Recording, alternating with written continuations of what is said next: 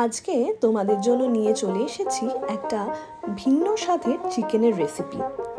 এই চিকেনের রেসিপিটার আমি কিন্তু ঠিক নাম জানি না, তবে যেভাবে বানাই সেভাবে বানিয়ে খেলে দুর্দান্ত লাগে, স্পেশালি রুমালি রুটি বা পরোটার সাথে। তাহলে চলো রেসিপিটা দেখা যাক। প্রথমেই সামান্য বেরেস্তা বানিয়ে নিতে হবে। এবার ম্যারিনেশনের পালা। চিকেনের মধ্যে দিতে হবে নুন, গোলমরিচের গুঁড়ো, টক দই, লাল কাশ্মীরি লঙ্কার গুঁড়ো, হলুদ গুঁড়ো, বেরেস্তা আর সামান্য সর্ষের তেল। ভালো করে মাখিয়ে 30 মিনিট থেকে 1 ঘন্টা রাখতে পারলে খুব ভালো হয়। এবার তেল গরম করে কিছু জিনিস ভেজে নেব। কি কি? যেমন রসুন কুচি, পেঁয়াজ কুচি, আদা কুচি, কাঁচা লঙ্কা, টমেটো, সামান্য কাজু, কিশমিশ, আমন্ড, মাখানা, সাদা তিল, চারমগজ, সবই অল্প অল্প করে একটু ভালো করে ভেজে নেব। ভেজে নিয়ে মিক্সারে দিয়ে একটা ফাইন পেস্ট তৈরি করে নেব। এবার আবার গরম তেলে গোটা গরম মশলা দিয়ে ওই মিশ্রণটাকে আমরা ঢেলে দেব। এবার ভালো করে তেল ছাড়া অবধি আমাদেরকে অপেক্ষা করতে হবে।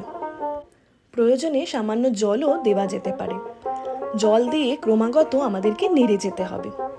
তারপর আমরা এই ম্যারিনেটেড চিকেনটা ওই মিশ্রণের মধ্যে আমরা দিয়ে দেব, দিয়ে আবার ভালো করে নাড়তে থাকবো।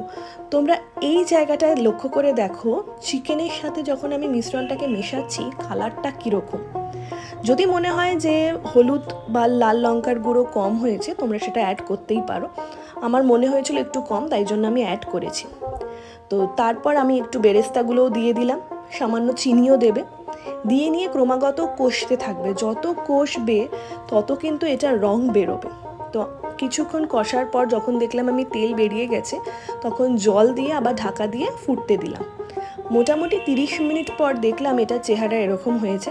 নামানোর আগে অবশ্যই গরম মশলা গুঁড়ো, বেরেস্তা আর কাসুরি মেথি দিয়ে আরেকটু হালকা করে মিক্স করে নিয়ে নামিয়ে দিলাম। দেখো, এই চিকেনের রেসিপিটা কিন্তু একেবারে রেডি। সত্যি বলতে বাইরের দোকানের থেকেও এর স্বাদ অনেক ভালো হয়েছিল। তো তোমরাও আর দেরি না করে এই রেসিপিটা বানিয়ে আমাদের জানিও কেমন লাগলো।